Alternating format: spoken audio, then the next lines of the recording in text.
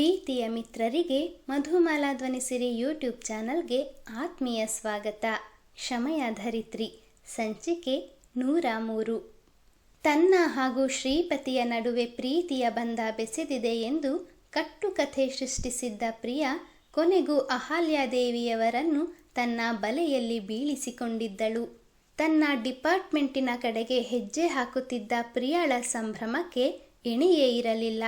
ಮೊದಲ ದಿನ ಕಂಪನಿಗೆ ಸೇರಿದಾಗಲೇ ಶ್ರೀಪತಿಯ ಅಂದಕ್ಕೆ ಮರುಳಾಗಿದ್ದವಳು ಅವನು ಅಹಲ್ಯಾದೇವಿಯವರ ಮಗ ಎಂದು ತಿಳಿದು ಹೇಗಾದರೂ ಮಾಡಿ ಅವನನ್ನು ಒಲಿಸಿಕೊಳ್ಳಲೇಬೇಕೆಂದು ಶತಾಯಗತಾಯ ಪ್ರಯತ್ನಿಸಿ ಸೋತಿದ್ದಳು.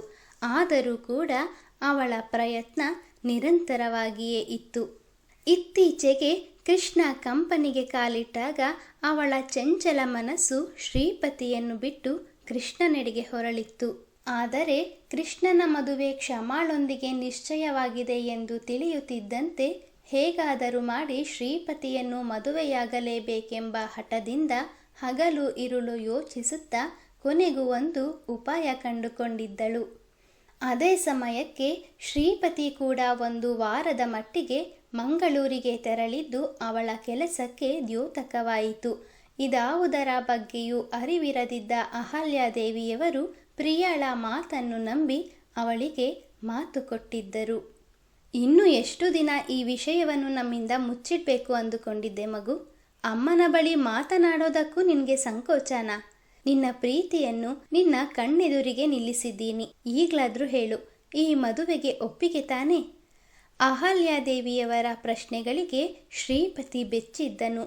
ಮೊದಲೇ ತಾನು ಮನಸಾರೆ ಮೆಚ್ಚಿದ್ದ ಹುಡುಗಿ ತನ್ನ ಕೈ ತಪ್ಪಿ ಹೋದಳೆಂಬ ಬೇಸರದಲ್ಲಿದ್ದವನಿಗೆ ಆಘಾತದ ಮೇಲೆ ಆಘಾತವಾಯಿತು. ಕ್ಷಮ ಇಲ್ಲದ ಜೀವನದಲ್ಲಿ ಯಾವ ಹೆಣ್ಣನ್ನು ಸಹ ಕಲ್ಪಿಸಿಕೊಳ್ಳಲು ಅವನ ಮನಸ್ಸು ತಯಾರಿರಲಿಲ್ಲ. ಅಮ್ಮ, ಅದು... ಶ್ರೀಪತಿ ಬಾಯಿ ತೆರೆದರೆ ತನ್ನ ಬಣ್ಣ ಬಯಲಾಗುವುದೆಂದು ಹೆದರಿದ ಪ್ರಿಯ, ನೋಡಿ ಅಮ್ಮ, ನೀವು ಇಷ್ಟು ಹೇಳಿದ ಮೇಲೂ ಅವರು ನಿಮ್ಮ ಬಳಿ ಮಾತನಾಡೋದಕ್ಕೆ ಎಷ್ಟೊಂದು ಹಿಂಜರಿತಾ ಇದ್ದಾರೆ. ನಿಮಗೆ ಅವತ್ತೇ ಹೇಳಿದ್ದೀನಿ, ಅವರು ನನ್ನ ಕೈ ಬಿಟ್ಟರೆ ನಾನು ಜೀವಂತವಾಗಿ... ದುಃಖ ತುಂಬಿದ ಧ್ವನಿಯಲ್ಲಿ ಹೇಳುತ್ತಿದ್ದವಳ ಮಾತುಗಳನ್ನು ಪೂರ್ಣವಾಗಲು ಬಿಡದ ಅಹಲ್ಯಾದೇವಿ, ಶುಭಗಳಿಗೆಯಲ್ಲಿ ಕೆಟ್ಟ ಮಾತುಗಳನ್ನು ಆಡಬೇಡ ಪ್ರಿಯ. ನನ್ನ ಮಗ ಯಾರಿಗೂ ಮೋಸ ಮಾಡೋದಿಲ್ಲ ಎಂದು ಶ್ರೀಪತಿಯತ್ತ ತೆರಳಿದವರು, ಶ್ರೀಪತಿ ಯಾಕೆ ಏನು ಮಾತಾಡ್ತಾ ಇಲ್ಲ? ನಾನು ನನ್ನ 2 ಮಕ್ಕಳ ಮದುವೆಯನ್ನು ಕಂಡು ಸಂತೋಷದಿಂದ ದೇವರ ಪಾದ ಸೇರಬೇಕು ಅನ್ನೋ ಆಸೆಯಿಂದ ಜೀವವನ್ನು ಕೈಯಲ್ಲಿಟ್ಕೊಂಡಿದ್ದೀನಿ. ದಯವಿಟ್ಟು ನನಗೆ ನಿರಾಸೆ ಮಾಡಬೇಡ ಎಂದು ನಿಸ್ಸಹಾಯಕರಂತೆ ಕೈ ಮುಗಿದರು. ಶ್ರೀಪತಿಗೆ ಏನು ಮಾತನಾಡಬೇಕು ತೋಚಲಿಲ್ಲ. ಮದುವೆ ಇಷ್ಟ ಇಲ್ಲ ಅಂದರೆ ಯಾಕೆ ಏನು ಅಂತ ಕಾರಣ ಕೇಳ್ತಾರೆ. ಆಗ ಕ್ಷಮಾರ ವಿಷಯವನ್ನು ಹೇಳಬೇಕಾಗತ್ತೆ. ನಾನು ಕ್ಷಮಾರನ್ನು ಪ್ರೀತಿಸುತ್ತಿದ್ದ ವಿಷಯ ಯಾರಿಗೂ ತಿಳಿದಿಲ್ಲ. ತಿಳಿದ್ರೆ ಎಲ್ರಿಗೂ ಬೇಜಾರಾಗತ್ತೆ. ಬೇಡ, ಈ ವಿಷಯ ನನ್ನಲ್ಲಿಯೇ ಉಳಿಯೋದು ಉತ್ತಮ. ಇದರಿಂದ ನನಗಷ್ಟೇ ದುಃಖ ಆಗತ್ತೆ. ವಿಷಯ ತಿಳಿದ್ರೆ ಇಲ್ಲಿ ಇರೋ ಪ್ರತಿಯೊಬ್ಬರಿಗೂ ಬೇಸರ ಆಗೋದು ಖಂಡಿತ. ಆದರೆ ನನಗೆ ಪ್ರಿಯಳನ್ನು ಮದುವೆಯಾಗೋದಕ್ಕೆ ಸ್ವಲ್ಪವೂ ಇಷ್ಟ ಇಲ್ಲ ಅಂತ ಹೇಗೆ ಹೇಳೋದು? ನನ್ನ ಮಾತಿಂದ ಅಮ್ಮನಿಗೆ ನೋವಾದರೆ ಅವರು ಖಂಡಿತ ತಡ್ಕೊಳ್ಳೋದಿಲ್ಲ. ರಾಡಿಗೊಂಡಿದ್ದ ಶ್ರೀಪತಿಯ ಮನಸ್ಸು ಯೋಚನೆಯಲ್ಲಿ ಬಿದ್ದಿತ್ತು. ಕ್ಷಣಕಾಲ ಏನನ್ನೋ ಯೋಚಿಸಿದವನು, ನನ್ನ ಬಾಳಿನಲ್ಲಿ ಕ್ಷಮಾರನ್ನಂತೂ ಊಹಿಸಿಕೊಳ್ಳೋದಕ್ಕೆ ಸಾಧ್ಯವಿಲ್ಲ. ನಾನು ಪ್ರಿಯಳನ್ನು ಮದುವೆಯಾಗೋದಕ್ಕೆ ನಿರಾಕರಿಸಿದರೆ ಬೇರೆ ಯಾರನ್ನಾದರೂ ನನ್ನ ಕುತ್ತಿಗೆಗೆ ಗಂಟು ಕಟ್ತಾರೆ. ಆ ಜಾಗದಲ್ಲಿ ಪ್ರಿಯ ಇದ್ರೇನು ಮತ್ತೊಬ್ಳಿದ್ರೇನು, ಅದರಿಂದ ನನಗೆ ಯಾವ ವ್ಯತ್ಯಾಸನೂ ಆಗೋದಿಲ್ಲ ಎಂದು ದೃಢ ನಿರ್ಧಾರಕ್ಕೆ ಬಂದವನಂತೆ ಅಮ್ಮನ ಕೈಗಳನ್ನು ಕೆಳಗಿಳಿಸುತ್ತಾ, ಅಮ್ಮ, ದಯವಿಟ್ಟು ನನಗೆ ಕೈ ಮುಗಿಬೇಡಿ. ನಿಮ್ಮ ಆಸೆಗೆ ನಾನು ಯಾವತ್ತೂ ಇಲ್ಲ ಅಂದಿಲ್ಲ. ನಿಮಗೆ ಹೇಗನ್ಸುತ್ತೋ ಹಾಗೆ ಮಾಡಿ ಎಂದವನು ಅಲ್ಲಿ ಒಂದು ಕ್ಷಣವೂ ನಿಲ್ಲದೆ ಭಾರವಾದ ಮನಸ್ಸಿನಿಂದ ತನ್ನ ಕೋಣೆಯತ್ತ ಹೆಜ್ಜೆ ಹಾಕಿದನು. ನೋಡಿದ್ರಮ್ಮ, ಅವರೇ ವಿಷಯವನ್ನು ಹೇಳ್ತೀನಿ ಅಂದಿದ್ರು ಕೂಡ ನಾನೇ ವಿಷಯವನ್ನು ಪ್ರಸ್ತಾಪಿಸಿ ಎಲ್ಲರ ಮುಂದೆ ಅವರನ್ನು ತಲೆ ತಗ್ಗಿಸುವಂತೆ ಮಾಡಿದೆ ಅಂತ ಬೇಸರ ಮಾಡ್ಕೊಂಡಿರಬೇಕು. ನಾಳೆ ಹೇಗೂ ಕಂಪನಿಗೆ ಬರ್ತಾರಲ್ಲ, ನಾನೇ ಸಮಾಧಾನ ಹೇಳ್ತೀನಿ. ಒಳಗೊಳಗೆ ಸಂತೋಷ ಪಡುತ್ತಿದ್ದ ಪ್ರಿಯ ಆಗಲೂ ತನ್ನ ಬೇಳೆ ಬೇಯಿಸಿಕೊಳ್ಳುವುದನ್ನು ಬಿಡಲಿಲ್ಲ. ನಿನ್ನ ಮಾತು ಸರಿ ಪ್ರಿಯ, ಅವನು ತುಂಬ ಸೆನ್ಸಿಟಿವ್. ಅದಕ್ಕೆ ಹಾಗೆ ನಡ್ಕೊಂಡಿದ್ದಾನೆ. ನೀನೇನು ಬೇಸರ ಮಾಡ್ಕೋಬೇಡ. ನಾಳೆ ಬೆಳಗ್ಗೆ ಅಷ್ಟರಲ್ಲಿ ಎಲ್ಲ ಸರಿ ಹೋಗಿರುತ್ತೆ.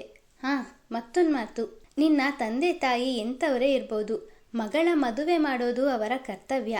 ಮದುವೆ ವಿಷಯವನ್ನು ಅವರ ಬಳಿ ಹೇಳು. ಅವರು ಖಂಡಿತ ಒಪ್ಪಿಗೆ ನೀಡ್ತಾರೆ ಅನ್ನೋ ನಂಬಿಕೆ ನನಗಿದೆ. ಎಲ್ಲ ಸರಿಯಾದರೆ ಒಮ್ಮೆ ಅವರನ್ನು ಮನೆ ಕರ್ಕೊಂಡು ಬಾ. ಎಲ್ಲರೂ ಕೂತ್ಕೊಂಡು ಪುರೋಹಿತರ ಸಮ್ಮುಖದಲ್ಲಿ ಮದುವೆಯ ದಿನಾಂಕವನ್ನು ನಿಗದಿಪಡಿಸೋಣ ಎಂದರು. ಪ್ರಿಯಾಳಿಗಂತೂ ಸ್ವರ್ಗಕ್ಕೆ ಮೂರೇಗೇಣು ಎನಿಸಿತು. ಅಮ್ಮ, ನಿಮ್ಮಿಂದ ತುಂಬ ಉಪಕಾರವಾಯಿತು. ನಿಮ್ಮ ಮಾತಿನಂತೆ ಅಪ್ಪ ಅಮ್ಮನಿಗೆ ವಿಷಯ ತಿಳಿಸಿ ಮನೆ ಕರ್ಕೊಂಡು ಬರೋದಕ್ಕೆ ಪ್ರಯತ್ನ ಮಾಡ್ತೀನಿ ಎಂದವಳು ಎಲ್ಲರಿಗೂ ತಿಳಿಸಿ ಹೊರಡಲು ಮುಂದಾದಳು. ಅವಳನ್ನು ತಡೆದ ಅಹಲ್ಯಾದೇವಿ ಎಲ್ಲರೊಟ್ಟಿಗೂ ಅವಳಿಗೂ ಸಿಹಿ ತಿನ್ನಿಸಿದರು. ಅವಳು ಗೆದ್ದೆ ಎಂಬ ಅಹಂಕಾರದಿಂದ ಬೀಗುತ್ತಾ ಮನೆಯಿಂದ ಹೊರ ನಡೆದಳು. ರಾತ್ರಿ ಇಡೀ ನಿದ್ರಿಸದೆ ಹಾಸಿಗೆಯಲ್ಲಿ ಹೊಯ್ದಾಟ ನಡೆಸಿದ್ದ ಶ್ರೀಪತಿ ಬೆಳಗ್ಗೆ ಕಂಪನಿಗೆ ತೆರಳಿದ ಬಳಿಕವೂ ಅವನ ಮನಸ್ಸು ಅವನ ಸ್ಥಿಮಿತಕ್ಕೆ ಸಿಗದೆ ಒದ್ದಾಡಿತು. ಕೆಲಸದಲ್ಲಿ ಯಾವತ್ತೂ ತೋರದ ನಿರಾಸಕ್ತಿ ಅವನನ್ನು ಆವರಿಸಿದೆ ಎಂದು ಅವನ ಮುಖವೇ ಹೇಳುತ್ತಿತ್ತು. ಹಿಂದಿನ ದಿನವಷ್ಟೇ ಅಹಲ್ಯಾದೇವಿಯವರ ಅರಮನೆಯಲ್ಲಿ ನಡೆದ ಘಟನೆಗಳು ಎಲ್ಲರ ಬಾಯಿಯಲ್ಲೂ ಹರಿದಾಡುತ್ತಿದ್ದವು. ಅದಕ್ಕೆ ಮೂಲ ಕಾರಣ ಪ್ರಿಯಾಳೆ ಎಂದು ಬೇರೆ ಹೇಳಬೇಕಾಗಿರಲಿಲ್ಲ. ಪ್ರಿಯಾ, ನಿಜನೇನೆ ನಾನು ಕೇಳಿದ್ದು? ಶ್ರೀಪತಿ ನಿನ್ನನ್ನು ಮದುವೆ ಆಗೋದಕ್ಕೆ ಒಪ್ಕೊಂಡಿದ್ದಾರಂತೆ? ಅಷ್ಟೇ ಅಲ್ಲ, ಅಹಲ್ಯಾದೇವಿ ಮೇಡಮ್ ಖುದ್ದಾಗಿ ನಿಮ್ಮ ಮದುವೆ ವಿಷಯ ಪ್ರಸ್ತಾಪಿಸಿದ್ರಂತೆ. ಶ್ರೀಪತಿ ನಿನ್ನನ್ನು ಪ್ರೀತಿಸ್ತೀನಿ ಅಂತ ಯಾವಾಗಲೇ ಹೇಳಿದರು. ನಮಗೆಲ್ಲ ತಿಳಿದಿರುವಂತೆ ಶ್ರೀಪತಿಗೆ ನಿನ್ನನ್ನು ಕಂಡ್ರೆ ಆಗ್ತಾ ಇರಲಿಲ್ಲ ಅಲ್ವಾ? ಇದೆಲ್ಲ ಹೇಗೆ ಸಾಧ್ಯ ಆಯಿತು? ದೀಪ್ತಿ ಪ್ರಶ್ನೆಗಳ ಸುರಿಮಳೆ ಸುರಿಸುತ್ತಾ ಆಶ್ಚರ್ಯ ವ್ಯಕ್ತಪಡಿಸಿದಳು. ಹೇ ದೀಪ್ತಿ, ಮೈಂಡ್ ಯುವರ್ ವರ್ಡ್ಸ್. ನಿನ್ನ ಮಾತಿನ ಅರ್ಥ ಏನು? ಶ್ರೀಪತಿಗೆ ನನ್ನ ಮೇಲೆ ಯಾವ ಭಾವನೆಯೂ ಇರಲಿಲ್ಲ. ನಾನೇ ಮೋಸ ಮಾಡಿ ಮದುವೆ ಆಗ್ತಾ ಇದ್ದೀನಿ ಅಂತನಾ? ಪ್ರಿಯಾ ಕೋಪದಿಂದ ಕುದಿಯುತ್ತಿದ್ದಳು. ಕುಂಬಳಕಾಯಿ ಕಳ್ಳ ಅಂದರೆ ಹೆಗ್ಲು ಮುಡ್ಕೊಂಡು ನೋಡ್ಕೊಂಡ್ರಂತೆ. ಹಾಗಾಯಿತು ನಿನ್ನ ಕತೆ. ಅವಳು ನೀನು ಮೋಸ ಮಾಡಿದೆ ಅಂತ ಎಲ್ಲೇ ಹೇಳಿದ್ಲು? ಇದೆಲ್ಲ ಇಷ್ಟು ಬೇಗ ಹೇಗೆ ಸಾಧ್ಯ ಆಯಿತು ಅಂತಷ್ಟೇ ಕೇಳಿದ್ದಾನೆ. ನೀನು ಇಷ್ಟೊಂದು ಕೋಪ ಮಾಡಿಕೊಂಡು ಈ ರೀತಿ ಮಾತಾಡ್ತಿದ್ಯಾ ಅಂದರೆ ನನಗ್ಯಾಕೋ ನೀನೇ ಏನೋ ಗೋಲ್ಮಾಲ್ ಮಾಡಿದ್ಯಾ ಅನ್ನಿಸ್ತಿದೆ. ಅಲ್ಲಿಯೇ ಇದ್ದ ಶರಣ್ಯ ಮಾತು ಸೇರಿಸಿದಳು. ಅವರು ಏನೇ ಮಾತನಾಡಿದರೂ ಏನೂ ಪ್ರಯೋಜನವಿಲ್ಲ ಎಂಬುದು ಪ್ರಿಯಾಳಿಗೂ ತಿಳಿದಿತ್ತು. ನೀವು ಏನಾದರೂ ಅಂದ್ಕೊಳ್ಳಿ, ನಾನು ಸಾಧಿಸಬೇಕಾಗಿದ್ದನ್ನು ಸಾಧಿಸಿ ಆಯಿತು. ಇನ್ನೊಂದು ಮಾತು, ನಾನು ಮುಂದೊಂದು ದಿನ ಈ ಕಂಪನಿಯ ಯಜಮಾನಿ ಆಗೋಳು. ಹೀಗೆ ಏನೇನೋ ಮಾತನಾಡೋ ಮುಂಚೆ ಸ್ವಲ್ಪ ಯೋಚನೆ ಮಾಡಿ ಮಾತನಾಡೋದನ್ನು ಕಲ್ತ್ಕೊಳ್ಳಿ ಎಂದು ರೇಗುತ್ತಲೇ ಅವರಿಂದ ದೂರಕ್ಕೆ ನಡೆದಳು. ದೀಪ್ತಿ ಹಾಗೂ ಶರಣ್ಯ ಬೆರಗುಗಣ್ಣಿನಿಂದ ಪ್ರಿಯ ಹೋಗುವ ದಾರಿಯನ್ನೇ ದಿಟ್ಟಿಸುತ್ತಾ, ಅಹಂಕಾರದ ಪರಮಾವಧಿ ಅಂದರೆ ಇದೇ ಇರಬೇಕು ಎಂದು ಮನದಲ್ಲಿಯೇ ಅವಳನ್ನು ಜರಿದರು. ಇತ್ತ ಮ್ಲಾನವಾದ ಮುಖ ಹೊತ್ತು ಕುಳಿತಿದ್ದ ಶ್ರೀಪತಿಯ ಬಳಿ ಬಂದ ಕ್ಷಮ. ಶ್ರೀಪತಿ, ಎಂತಾಯಿತು? ನಿನ್ನೆ ಮನೆಯಲ್ಲಿ ಮದುವೆಯ ವಿಷಯ ಪ್ರಸ್ತಾಪ ಆದಾಗಿನಿಂದ ನಾನು ಗಮನಿಸ್ತಾನೇ ಇದ್ದೇನೆ. ಬಹಳ ಬೇಸರದಲ್ಲಿ ಇರೋ ಹಾಗಿದೆ. ಎಂತಾದರೂ ಪ್ರಾಬ್ಲಮ್ ಇದ್ದರೆ ನನ್ನ ಬಳಿ ಹೇಳಿಕೊಳ್ಳಿ. ನನ್ನಿಂದ ಸಾಲ್ವ್ ಆಗೋದಾದರೆ ಖಂಡಿತ ಸಹಾಯ ಮಾಡ್ತೇನೆ ಎಂದು ಅವನ ತೀರ ಸನಿಹದಲ್ಲಿ ಬಂದು ನಿಂತಳು. ಇದ್ದಕ್ಕಿದ್ದಂತೆ ಅವನ ಹೃದಯದ ಬಡಿತ ತ್ವರಿತವಾಗತೊಡಗಿತು. ಅವನಿಗೆ ತಿಳಿಯದೆ ಅವನ ಮನಸ್ಸು ಸ್ಥಿಮಿತ ಕಳೆದುಕೊಳ್ಳುತ್ತಿದೆಯೇನೋ ಎನಿಸಿತು. ಹಿಂದು ಮುಂದು ಯೋಚಿಸದೆ ಅವಳ ಕೈಗಳನ್ನು ಹಿಡಿದು, ಕ್ಷಮ, ದಯವಿಟ್ಟು ನನ್ನನ್ನು ಕ್ಷಮಿಸಿ ಎಂದನು. ಅವಳಿಗೆ ಅವನಿಂದ ತನ್ನ ಕೈಗಳನ್ನು ಬಿಡಿಸಿಕೊಳ್ಳಬೇಕು ಎನಿಸಲಿಲ್ಲ. ಬದಲಾಗಿ ಅವನೇಕೆ ಕ್ಷಮೆ ಕೇಳಿದನೆಂದು ಅರ್ಥವಾಗದೆ, ನಾನ್ಯಾಕೆ ಕ್ಷಮಿಸಬೇಕು? ನೀವೆಂತ ತಪ್ಪು ಮಾಡಿದ್ದೀರಿ ಎಂದಳು. ನನಗೇನಾಗಿದೆ? ನಾನ್ಯಾಕೆ ಕ್ಷಮಾರ ಬಳಿ ಕ್ಷಮೆ ಕೇಳಿದೆ? ಇವರು ನನ್ನ ಬಳಿ ಸುಳಿದಾಡುವಾಗ ನನ್ನ ಹೃದಯ ನನ್ನ ಮಾತು ಕೇಳೋದಿಲ್ಲ ಅಂತಾನಾ? ಅಥವಾ ನಾನು ಈ ಹಿಂದೆ ಇವರನ್ನು ಪ್ರೀತಿಸುತ್ತಿದ್ದೆ ಅಂತಾನಾ? ಇದರಲ್ಲಿ ನನ್ನ ತಪ್ಪೇನಿದೆ? ಅವನು ಯೋಚಿಸುತ್ತಲೇ ಇದ್ದನು. ಬಹಳ ಸಮಯಗಳಿಂದ ದೂರದಲ್ಲಿ ನಿಂತು ಅವರಿಬ್ಬರನ್ನೇ ಗಮನಿಸುತ್ತಿದ್ದ ಪ್ರಿಯಾಳಿಗೆ ಆ ದೃಶ್ಯವನ್ನು ಕಂಡು ಮೈ ಉರಿದು ಹೋಯಿತು.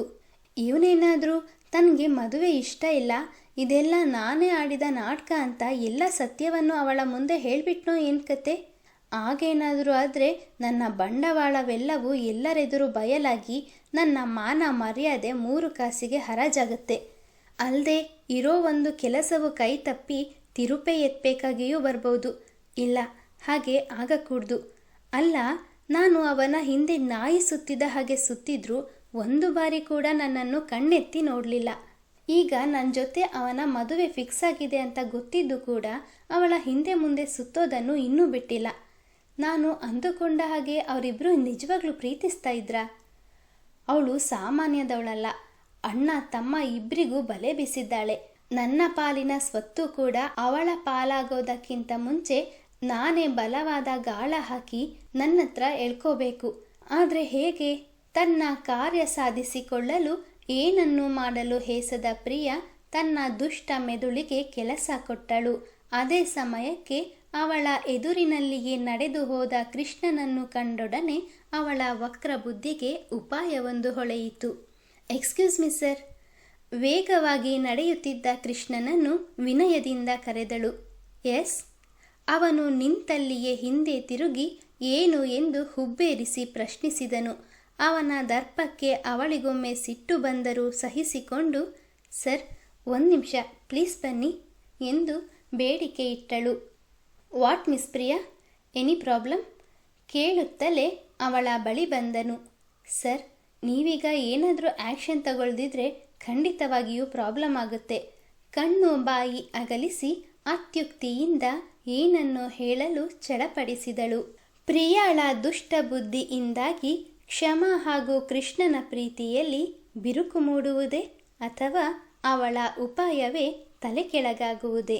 ನಿರೀಕ್ಷಿಸಿ ಮುಂದಿನ ಸಂಚಿಕೆಯಲ್ಲಿ.